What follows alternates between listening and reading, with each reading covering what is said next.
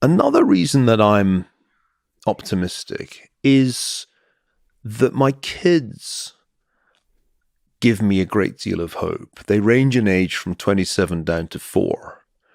But each of them, in their different way, seems to be finding a way through this crazy time of ours without losing contact with that culture and civilization that I hold dear.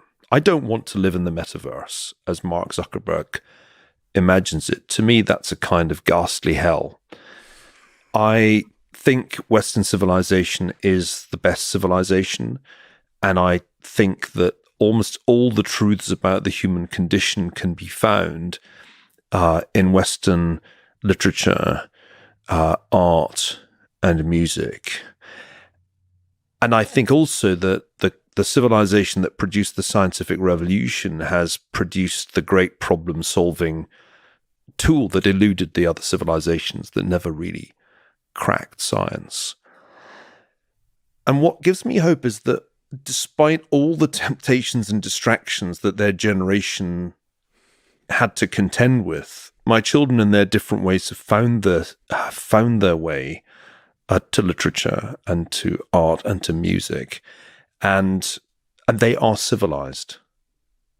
And I don't claim much of the credit for that. I've done my best, but I think it's deeply encouraging that they found their way to the things that I think are indispensable for a happy life, a fulfilled life. Nobody, I think, can be truly fulfilled if they're cut off from the great body of Western literature, for example. I've thought a lot about Elon's argument that we might be in a simulation.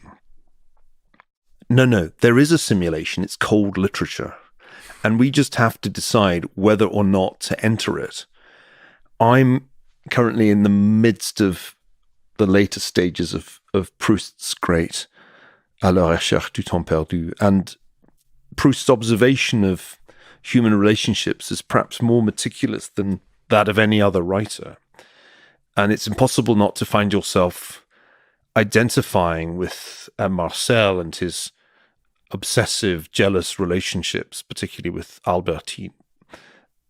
It's the simulation. And you decide, I think, as a sentient being, how far to, in your own life, reenact these more profound experiences that others have written down. One of my earliest literary simulations was to reenact Jack Kerouac's trip in On the Road when I was 17, culminating in getting very wasted in the hanging gardens of Xochimilco, not to be missed. And it hit me just as I was reading Proust that that's really how to live a rich life. That one lives life, but one lives it juxtaposing one's own experience against the more refined experiences of the great writers. So it gives me hope that my children do that a bit. Do you include the Russian authors very much in the canon? Yes, I don't read Russian, but I was entirely obsessed with Russian literature as a schoolboy. I read my way through Dostoevsky, Tolstoy, Turgenev, Chekhov. I think of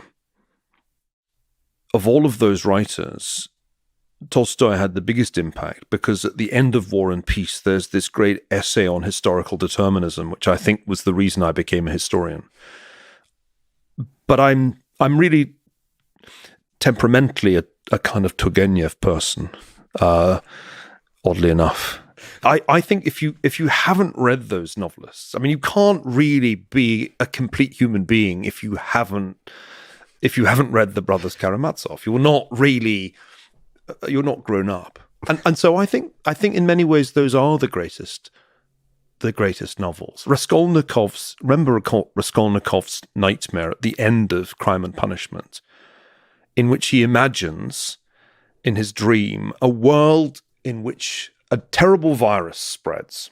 Do you remember this? Mm-hmm. And this virus has the effect of making every individual think that what he believes is right. And in this self-righteousness, people fall on one another and commit appalling violence.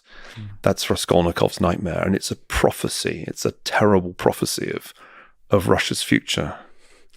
Yeah, it's and coupled with that is probably I also like the French, the existentialist, all that. The full spectrum, and German's Hermann Hesse, and just that range of human thought as expressed in literature is fascinating. I really love your idea that the simulation, like, one way to live life is to kind of explore these other worlds and borrow from them Yes. wisdom that you then just map onto your own life. So you almost like stitch together your life with these kind of pieces from literature. The highly educated person is constantly struck by illusion. Everything is an illusion to something that one has read. And that is the simulation. That's what the real metaverse is. It's the imaginary world that we enter when we read, empathize, and then recognize in our daily lives some scrap of the shared experience that literature gives us. Yeah, I think I've aspired to be the idiot from Prince Mishkin from Dostoevsky. And in aspiring to be that, I have become the idiot, I feel, at least in part.